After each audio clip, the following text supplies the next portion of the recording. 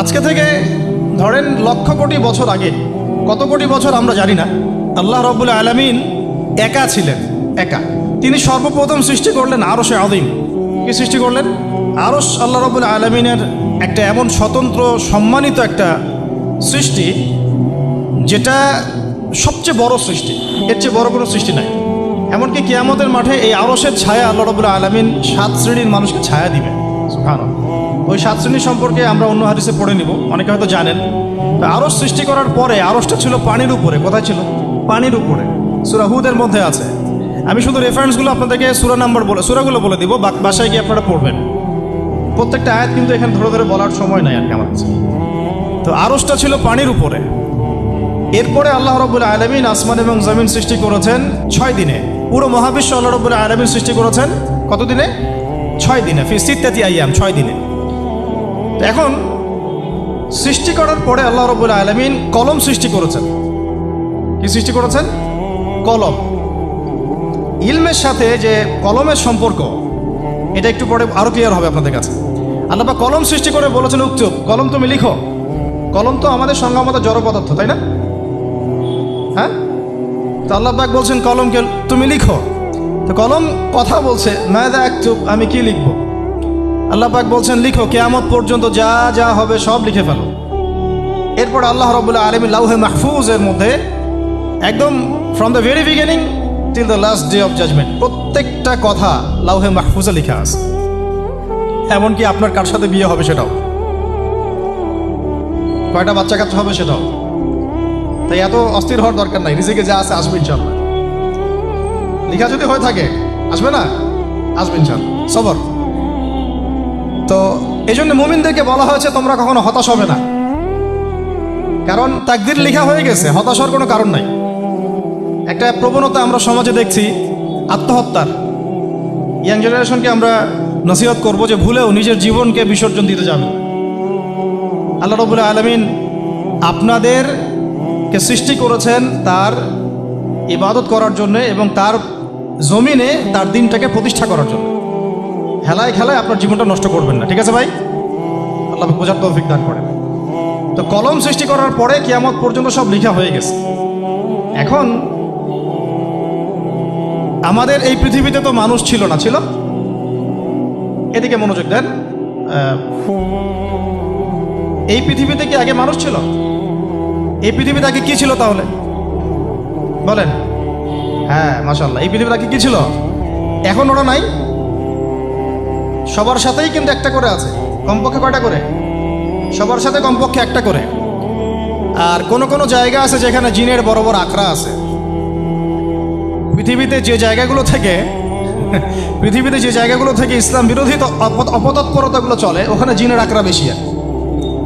কথা বুঝতে পারছেন?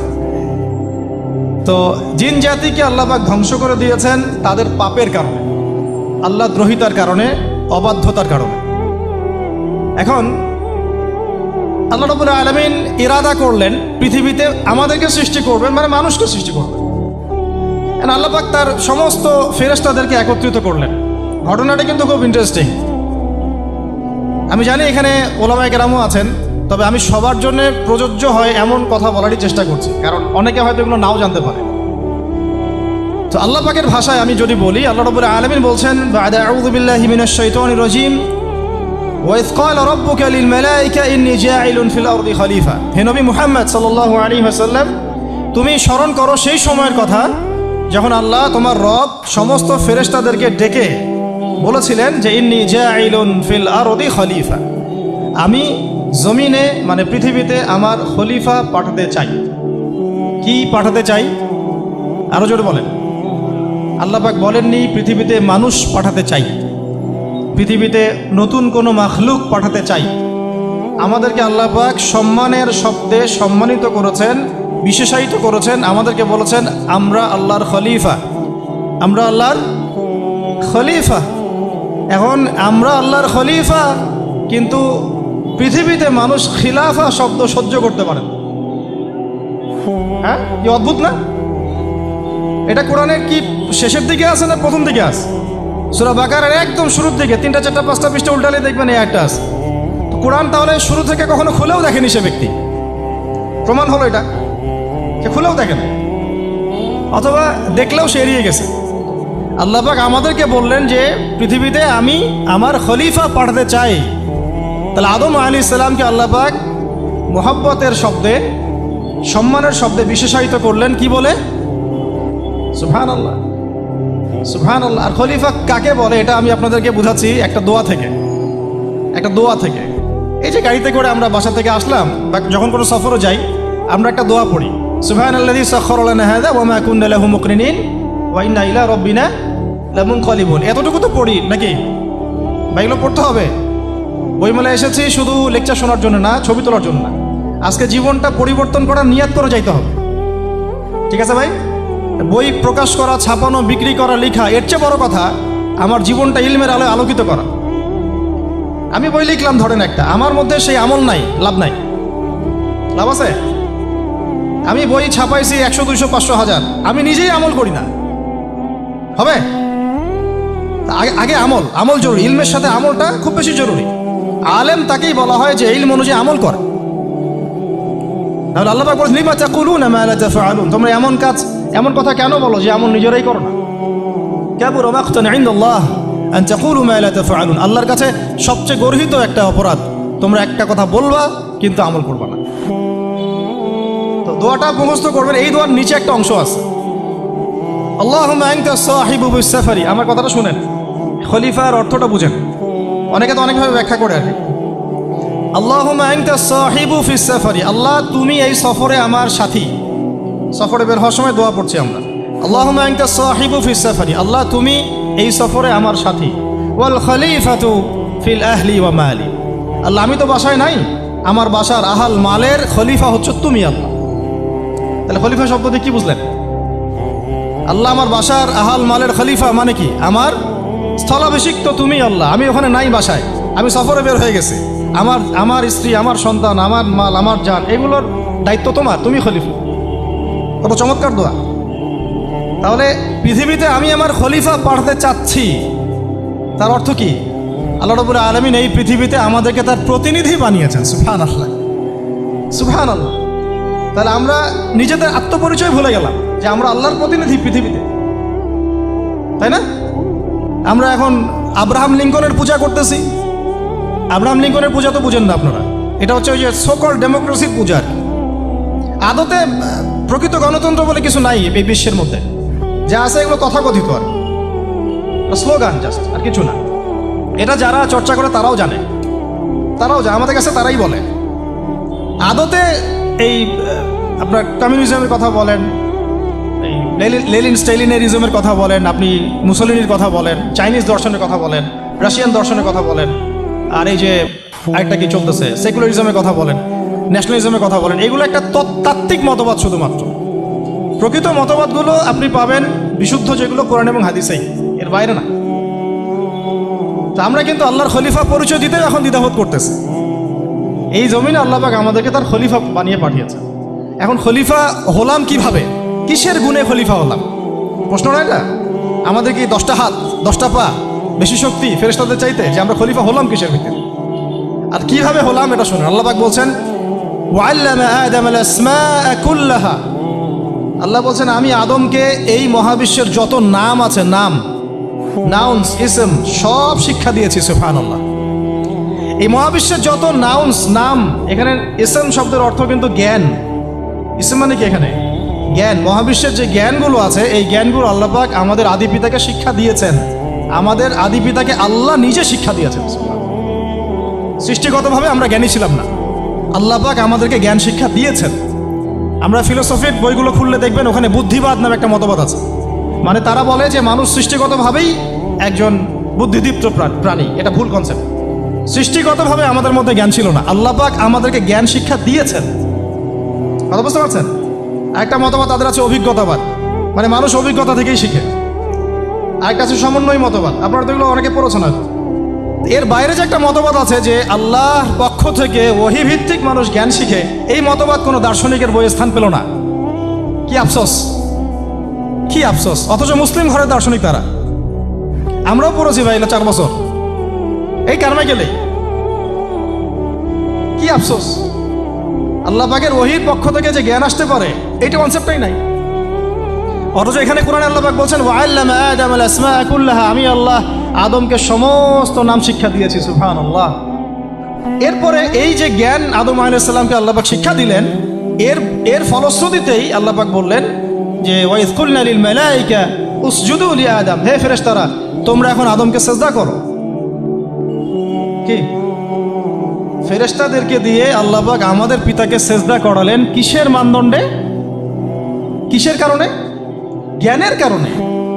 জ্ঞানের কারণে ফেরেশতাদেরকে আল্লাহ পাক বললেন যে এই নামগুলো বলে দাও তো তোমরা। তারা বলতে পারলো না। তারা বললো লা ইলম আল্লাহুম্মা লা ইলমা লানা ইল্লা মা আল্লামতানা, আল্লাহ আমাদের তো সেই জ্ঞান নাই, শুধু ওইটুকু জ্ঞান আছে যা আপনি আমাদেরকে শিখিয়েছেন। তখন আল্লাহ পাক বলেছিলেন যে আমি যা জানি তোমরা তো জানো না, আমি কি বলি নাই যে আমি আসমান জমিনের গায়েবের সব খবর জানি? তখন আল্লাহ বললেন যে তোমরা সবাই সিজদা করো আদমকে। তাহলে আমাদের পিতাকে খলিফা করা হলো, জ্ঞান শেখানো হলো, আল্লাহ পাক নিজে শেখালেন, ফেরেশতার মণ্ডলীদের দিয়ে সিজদা পর্যন্ত করালেন। কিসের মানদণ্ডে? আরো আসতে বলেন, জ্ঞানের মানদণ্ডে। এখন যদি আমরা একটু প্রশ্ন ছুড়ে দেই নিজ নিজ বিবেকে, আমরা কি সেই ওহির 10টা সূরাও শিখেছি? 10টা পারা কি পড়া হয়েছে কখনো? 10টা সূরারও কি অর্থ জানি? অনেকে তো 10টা আয়াতের অর্থ জানি না। আমরা কি সেই ওহির 10টা হাদিস শিখেছি? তাহলে আমরা কোথায় সম্মান খুঁজতেছি? পশ্চিমাদের কাছে? বলেন। সত্যি সবচেয়ে আফসোস লাগে আমার একটা জিনিস, যে মুসলিমরা আমরা এখন আমাদের আত্মপরিচয় ভুলে যাচ্ছি, আর আল্লাহ পাক আমাদেরকে যেখানে সম্মান রেখেছেন ওইখানে সম্মান না খুঁজে আমরা অন্যের দাসত্বের সম্মান খুঁজতেছি। আল্লাহ আমাদেরকে বোঝার তৌফিক দান করে। এটা অজ্ঞতার কারণে হচ্ছে। আমাদের কাজ তাদেরকে সচেতন করা বা তাদেরকে মেসেজ পৌঁছে দেওয়া। আমরা উগ্র পন্থা অবলম্বন করি, আমরা হিকমার সাথে প্রজ্ঞার সাথে মানুষকে বোঝানোর চেষ্টা করি, এগুলো বোঝানোর অংশ। এখন আচ্ছা আরেকটা কথা আপনাদেরকে বলি, একটা কথা মাঝখানে মিস হয়ে গেছে। এই যে আল্লাহ পাক আমাদেরকে খলিফা করে পাঠিয়েছেন, খলিফার কাজ কি? প্রশ্ন না? আমাদের কাজ কি তাহলে? এই কাজটা আল্লাহ পাক আবার ব্যাখ্যা করেছেন সূরা সদের মধ্যে। কোন সূরায়? সূরা সদ। সদ নামে একটা সূরা আছে, সূরা ইয়াসিনের আগে পড়ে পাবেন। তো এখানে আল্লাহ পাক আরো একজন নবীকে তার খলিফা বলেছেন। সেই নবীর নাম দাউদ আলাইহিস সালাম। কি নাম? আর দাউদ আলাইহিস সালাম কিন্তু এই জেরুজালেম থেকে, যেখানে এখন ওই জায়নিস্টরা বোম্বিং করে আর কি, নিরীহ মুসলিমদেরকে হত্যা করে বিগত 70 বছর থেকে, ওই জেরুজালেম থেকে কিন্তু দাউদ আলাইহিস সালাম বিশ্ব শাসন করেছিলেন। তার পরবর্তীতে তার সন্তান সুলাইমান আলাইহিস সালামও কিন্তু ওখান থেকেই বিশ্ব শাসন করেছিলেন। আর এখনকার বনু ইসরাইল দাবিদার এই জায়নিস্টরা, তারাও কিন্তু ওই ফিকিরই করছে, ওখান থেকে তারা বিশ্ব শাসন করতে চায়। এবং তারা মনে করে তাদের একজন মাসিহ আসবে, সেই মাসিহ আসলে তারা বিশ্ব শাসন করবে। আমরা সেই মাসিহের নাম জানি মাসিহুদ দাজ্জাল। কি নাম? এই দাজ্জালকে ওরা ওদের সত্য মাসিহ মনে করে, আমরা জানি হচ্ছে মিথ্যা ভণ্ড প্রতারক মাসিহ, অথচ ওরা মনে করে এটা হচ্ছে সত্য মাসিহ। এই জায়গায় তারা ধোঁকা খাচ্ছে। অথচ সত্য মাসিহ হচ্ছেন ঈসা আলাইহিস সালাম, যিনি আবার শেষ জামানায় আসবেন এবং তার হাতেই এই মাসিহুদ দাজ্জাল মারা যাবে। এবং তারপরে পুরো বিশ্বে আবার ওই খিলাফা কায়েম হবে, ওই যে খলিফা, ওটা সারা বিশ্বে কায়েম হবে। এই টাউন হলও বাদ যাবে না ইনশাআল্লাহ। এটা মানুষ মানতে চাচ্ছে না, কিন্তু মানুষ না মানলে কি? আল্লাহ পাকের নকশায় সব আঁকা আছে কখন কি হবে। কে কে কল্পনা করেছিল যে আজকে আপনারা বসে এখানে দিনের আলোচনা করবেন? কল্পনা করা যায় তো? যে শব্দগুলো আপনারা বলছেন এগুলো বললেই তো নাই গায়ে, এখন বলছেন। কেউ কি কল্পনা করেছিল যে হঠাৎ করে এমন একটা সময় চলে আসতে পারে? কেউ কিন্তু কল্পনা করেনি, আল্লাহ পাকের নকশায় ছিল। এখানে আমাদের একটা আফসোসের কথা, এখানে মাস্টার মাইন্ড আল্লাহ রাব্বুল আলামিন। প্রকৃত মাস্টার মাইন্ড কে? আমরা ক্রেডিট নেওয়ার প্রতিযোগিতায় ব্যস্ত হয়ে আছি এখন, কার কত ক্রেডিট নেওয়া যায়। এখানে একক ক্রেডিট পাওয়ার যোগ্য কেউ না, সমস্ত ক্রেডিট কার? আল্লাহ রাব্বুল আলামিন। এটা আল্লাহর সাথে গাদ্দারি করতে যায় না, তাহলে ভুলে যান। কারণ আমি বারবার বলেছি আপনাদেরকে, কোরআন থেকে একটা শিক্ষা আমরা শিখেছি, একটা কম যখন মাজলুম থাকে, দুর্বল মাজলুম জুলুমের শিকার হচ্ছে, আল্লাহ পাক সেই কমটাকে বাঁচান, কোনো না কোনো একজন ত্রাণকর্তাকে পাঠান, কোনো একটা সূরাতে আল্লাহ পাক সেই কমকে বাঁচায় দেন।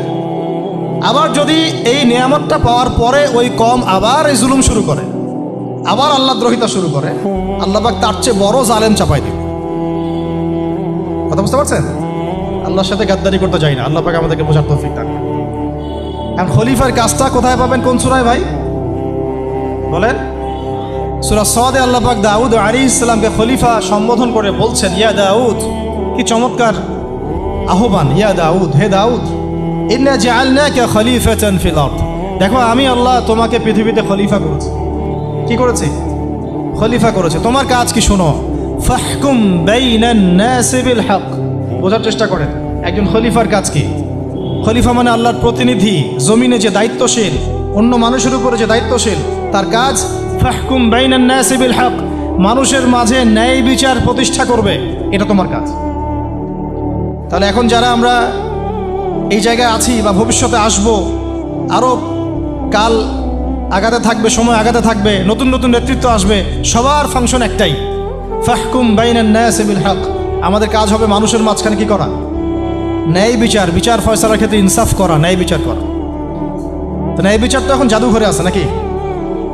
হ্যাঁ, কোনো কোনো ক্ষেত্রে আমরা চাই না যে ন্যায় বিচার জাদুঘরে যাক, আমরা চাই আবারও ন্যায় এবং সাম্যের সমাজ প্রতিষ্ঠা। ইনশাআল্লাহ এরপর থেকে আমরা কোনো অন্যায় সহ্য করব না। ইনশাআল্লাহ এরপর থেকে আমরা কোনো জল্লাদতন্ত্র কায়েম করতে দিব না। আমাদের যা আছে তাই নিয়ে প্রতিবাদ হবে ইনশাআল্লাহ। কারণ এখনকার প্রজন্ম প্রতিবাদের ভাষা বুঝে। এখন যদি আপনারা আবার সেই প্রাচীন জুলুমের তন্ত্রে মন্ত্রে ফিরে যান, তাহলে আল্লাহর গজব চলে আসবে, বড় গজব। তো খলিফার কাজ কি ভাই? কি কাজ বললাম বলেন? মানুষের মাঝখানে ন্যায় বিচার প্রতিষ্ঠা করা। আচ্ছা, আরো আছে, আয়াত শেষ হয় নাই। আল্লাহ পাক বলছেন, ওয়ালা তাত্তাবিউল হাওয়া, আর ন্যায় বিচার করতে গিয়ে নিজের দাসত্ব মানে প্রবৃত্তির অনুসরণ করো না। ন্যায় বিচার করতে গিয়ে নিজের প্রবৃত্তির অনুসরণ করো না, মন গড়া বিধানের অনুসরণ করো না। আমার মামা, আমার চাচা, আমার খালু পার করে দিও না। প্রবৃত্তির অনুসরণ মানে কি? মন যাচাই তাই করো না। ন্যায় বিচার করতে গিয়ে আল্লাহ পাকের বিধান মেনে চলো। কারণ সূরা মাইদাতে আল্লাহ পাক বলেছেন, আয়াত নাম্বার 44, 45, 47, ওয়া মান লাম ইয়াহকুম বিমা আনজালাল্লাহ ফাউলাইকা হুমুল কাফিরুন, যারা আল্লাহ পাকের হুকুম অনুযায়ী বিচার ফয়সালা করে না তারা কাফির। 45-এ গিয়ে আল্লাহ বলছেন, ওয়া মান লাম ইয়াহকুম বিমা আনজালাল্লাহ ফাউলাইকা হুমুল ফাসিকুন, যারা আল্লাহ পাকের বিধান অনুযায়ী বিচার ফয়সালা করে না এরা ফাসিক, পাপাচারী। 47 নম্বর আয়াতে গিয়ে আবার বলছেন, ওয়া মান লাম ইয়াহকুম বিমা আনজালাল্লাহ ফাউলাইকা হুমুজ জালিমুন, যারা আল্লাহর হুকুম বিধান অনুযায়ী বিচার ফয়সালা করে না এরা জালেম।